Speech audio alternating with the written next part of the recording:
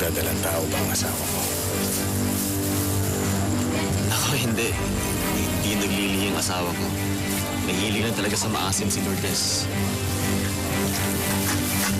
Ganun ba? Akala ko buntis ang asawa mo.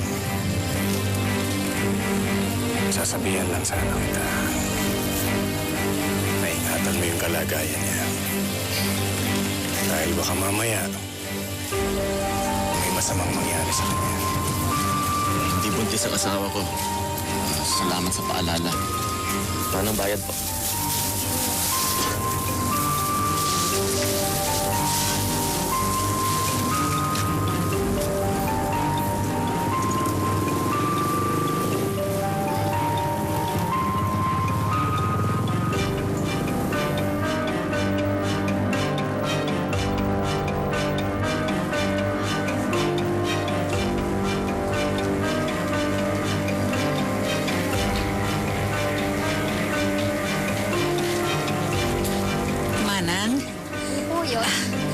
Meron pa ho ba nung gamot na binili ko noon? Ay, meron pa po.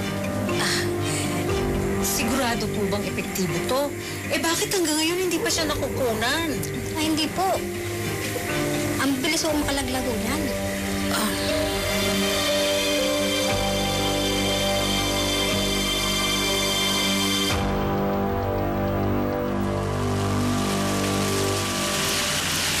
Sana hinog na lang ang binili mo. Di ba manggang hilaw ang gusto mo? Dati, nung nagbibig ako, naghanap kasi ako ng maasim. Eh, sayang. Dapat yung matamis na lang binili ko. Pinagdudahan tuloy ako ng lalaki doon sa palengke. Lalaki? Sino lalaki? Yung lalaki doon sa bayan. Nung bumipili ako ng prutas, tinanong niya sa akin kung bakit manggang hilaw ang binili ko. Kung buntis daw ba yung asawa ko. Siyempre, tinanong ko. Alam ko naman na magiging delikadong lagay mo oras na may makalimang kondisyon mo. Kaya naisip ko, kailangan na natin umalis dito. Hindi tayo ligtas dito. Mahirap kasi benta tong lupang ito eh. Lourdes? Lourdes? Ayos ka lang? Lourdes?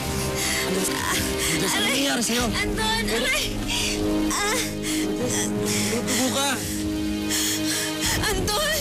Anton, ang baby ko! Huwag mo hayaan mo gusto mo mangyari sa kanya. Iligtas mo baby ko! Anton! Aray! Anton! Anton!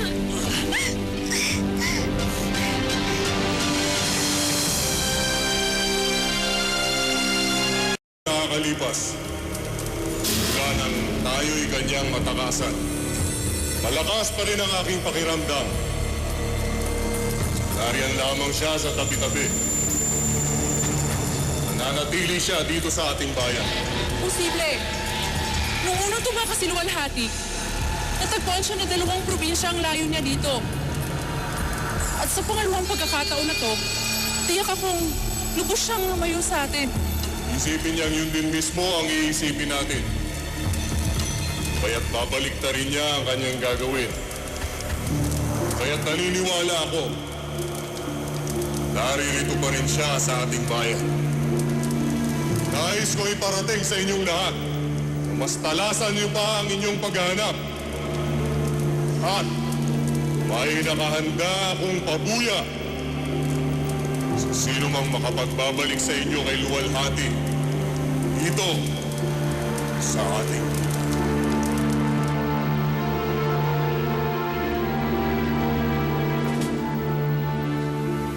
Doc, kamusta si Lourdes? Yung bata? Mabuti na at maaga mo dinala rito ang pasyente. Ilang sandali na lamang, baka tuloy na siya makunan. Pero hindi. Kaya ligtas yung bata. Sa ngayon, oo. Pero kinakailangan lang niyang manatili dito sa klinika. Mahina ang kapit ng bata sa kanyang sinapupunan. Doc, ano kaya yung dahilan kung bakit nangyari to sa kanya? Bakit siya biglang tinugo? Ilang beses na rin po nagkaroon ng ganyang klaseng pasyente rito, katulad ng kay Lourdes. Mga babaeng buntis na gustong ipalaglag ang dinadalang sanggol sa kanilang sapupunan.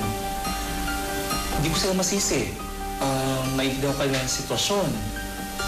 Dahil na rin siguro ng mga Hindi, sandali. Doc, sandali lang. Anong ibig niyo sabihin ng mga babaeng katulad ni Lourdes?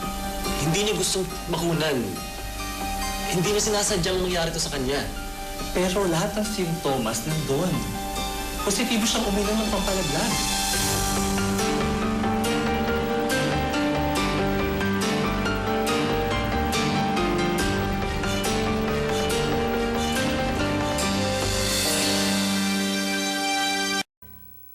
Anton, ang anak ko. Ang anak ko. Buhay yung bata. Pero kailangan mo daw muna manatili dito habang hindi pa malakas yung kapit. Oh. Pero ligtas siya. Wala masama nangyari sa kanya. Tinignan ba siya ng maigi ng doktor? Yung pintig ng puso niya, wala bang diferensya? Hindi ka makakabuti para sa anak mo. Ang mag-alala. Magpahinga ka daw, sabi nito. Yun daw pinamabisang paraan para masiguro natin ang kaligtasan ninyong mag-ina.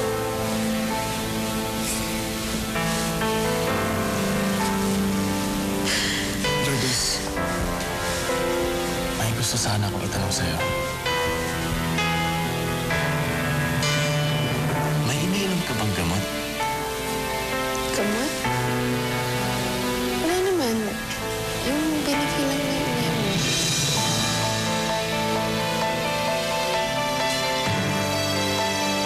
Hindi ko alam kung ano sinasabi mo, anak. Kung ano man ay binibintang ni Lourdes. Uy, teka muna, bag ko yan. Huwag mong pakialaman yan. Ano ka ba? Anton! Ano to, Nay? Ha? Gamot ko yan para sa high blood ko eh. Ano ba? Paano niyo nagawa yun? Ha? Munti ka na makuna si Lourdes dahil sa inyo. Nanganib ang buhay na mag-ina dahil sa inyo. Pinagtagkaan ng buhay nila. Alam niyo ba yon? Para na rin kayong mamamatay tao. Muna. Ako? Mamamatay tao? Bakit? Tao ba sila? Mga aswang sila! Mga demonyo! Naintindihan mo ba yun? Mahal ko kayo. At ayoko maging bastos na anak sa inyo. Pero nakikiusap ako sa inyo habang may natitir pang respeto para sa inyo. Umalis na kayo sa aking pamamahay. Anak. Ginawa ko lang naman yun para sa'yo. Ginawa ko yun para mailigtas ka, anak. Naintindihan mo ba ako? Anton, makinig ka sa akin, anak. Makinig ka sa akin. Walang buting may dudulot sa'yo ang pagkup-kup mo sa mag-inang yon. Anak! Anak! Anak, sinasabi ko sa'yo, kapahamakan lamang may dudulot sa'yo na mag-inang yon. Anton! Anton, kamatayan lang ang naghihintay sa'yo!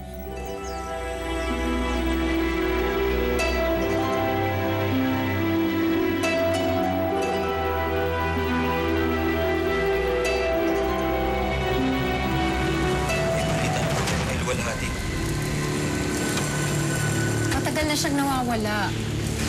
Mas matagal pa kasi sa una niyang pagtakas.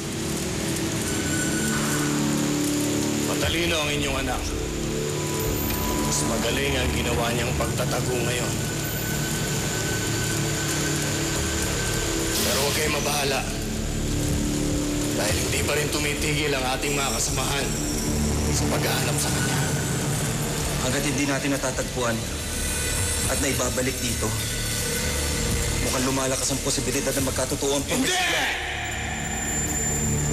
Hindi ito mangyayari.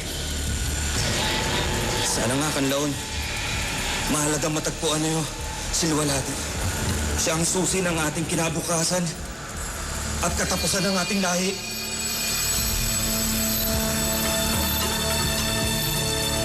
Bakit naman umalis ang inay mo? May kinalaman ba ito sa nangyari sa akin? Pwede ba mamaya na lang natin pag-usapan yung sa bahay? Anton, tapatin mo nga ako. Ano ang dahilan at umalis ang inay mo?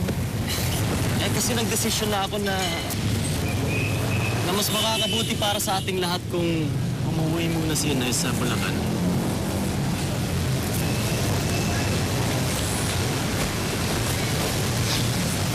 Nagkasira kayo dahil sa akin. Dahil sa'yo, huwag mo nga sisihin ang sarili mo. Isa pa, magkakaayos pa kami ni Inay. Sigurado yan. Pag lumabas yung anak mo, pag nakita niya ng napakagandang baby mo, lalong magtulit ang puso niya. Si Inay pa, tagal-tagal niya na gusto ng apoy. napakaswerte namin mag-ina at nakilala kita. Pero, napakamalas mo naman at nakilala mo kami. Huwag ka nga magsalita ng ganyan, Lourdes. Ako nga napakaswerte na pumasok kayo sa buhay ko eh. Tingnan mo naman, jackpot na jackpot. Buy one, take one. Kaya huwag ka na mag-isip ng ganyan, ha? Wala ka na dapat nakakatakot. Wala ka na dapat ipagkaganda.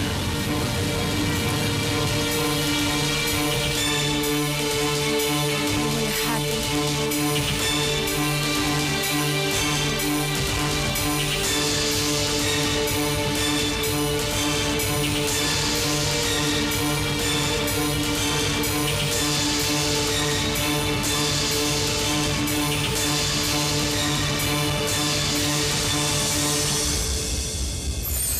Di maaaring magkaanak si Luwalhati pagkat nakasalalay sa kanyang palad ang kaligtasan ng ating lahi. Hindi kami titigil hanggat hindi namin na ibabalik si Luwalhati. Anton, hinahanap na nila ako. Umalis, hindi na tayo ligtas dito. Patayin ang anak ni Luwalhati. Kahit anong mangyari, hindi mo pababayaan si Fatima. Totoo ang sinasabi ng mga tao tungkol sa kabutihan mo para sa kaligtasan mo. Tingin mo ang panalangin ko. Ang aso ni San Roque nawawala. Fatima pala ang pangalan mo. Palitan natin. O sige, Fatima na lang. Hoy, bulag! Mga yan!